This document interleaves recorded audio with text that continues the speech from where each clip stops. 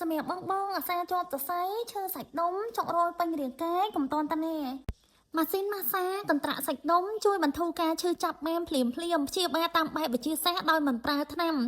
មានមុខងារឆ្លាតវៃបច្ចេកវិទ្យាម៉ាស្សាចុងក្រោយប្រើបានចំគោលដៅល្អការព្យាបាលដោយកន្ត្រាក់សាច់ដុំផ្ដល់នូវការរំញោចស្បែកទៅកាន់ប្រស័យប្រសាទដើម្បីបញ្ឈប់ការឈឺចាប់បានលឿនសម្រួលបានទាំងសាច់ដុំនិងរាងកាយម៉ាស៊ីនម៉ាស្សានេះអាចប្រើម៉ាស្សាគ្រប់តំបន់សំខាន់រួមមានម៉ាស្សាលើស្មាខ្នងចង្កេះដៃជើងជង្គង់ក្បាលពោះជួយបំបត្តិការឈឺចុកចាប់បានលឿនជួយកាត់បន្ថយការប្រើថ្នាំលេបការពាររាងកាយពីជំងឺផ្សេងម៉ាស្សាតាមបែបវិទ្យាសាស្ត្រដោយមិនប្រើថ្នាំនិងសុវត្ថិភាពខ្ពស់ងាយស្រួលក្នុងការប្រើចល័តបានគ្រប់កន្លែងមានរំញោចម៉ាស្សាកន្ត្រាក់សាច់ដុំ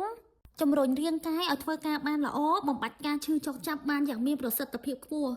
យើងគ្រាន់តែប្រើប្រទេសម៉ាស្សានឹងបិទនៅលើតំបន់ដែលយើងឈឺចុកចាប់និងបជាជាមួយនឹងឧបករណ៍ម៉ាស្សានៅលើដៃផ្ទាល់ងាយស្រួលប្រើងាយស្រួលបញ្ជាមានមុខងារឆ្លាតវៃជាច្រើនសម្រាប់ម៉ាស្សាបងប្រើឲ្យមានប្រសិទ្ធភាព 100%ម៉ាស៊ីនម៉ាស្សានេះពេលយើងប្រើវាមានរំញោចម៉ាស្សាវាជួយទៅម៉ាស្សាគ្រប់ជីពចរសំខាន់នៅលើដងខ្លួននឹងជួយកន្ត្រាក់សាច់ដុំជួយបំបត្តិការឈឺចុកចាប់បានលឿនរហ័សចំណេញទាំងពេលវេលាចំណេញទាំងថវិកាលេងពិបាកក្នុងការលេបថ្នាំប្រើថ្នាំសាសច្រើនព្យាបាលតាមបែបវិទ្យាសាស្ត្រទំនើបមានសុវត្ថិភាពខ្ពស់ហើយគុណភាពល្អប្រសិទ្ធភាព 100%ម៉ាស៊ីនម៉ាស្សានេះមួយឈុតយើងមានផ្ដល់ជូនបងម៉ាស៊ីនបជាម៉ាស្សាមួយ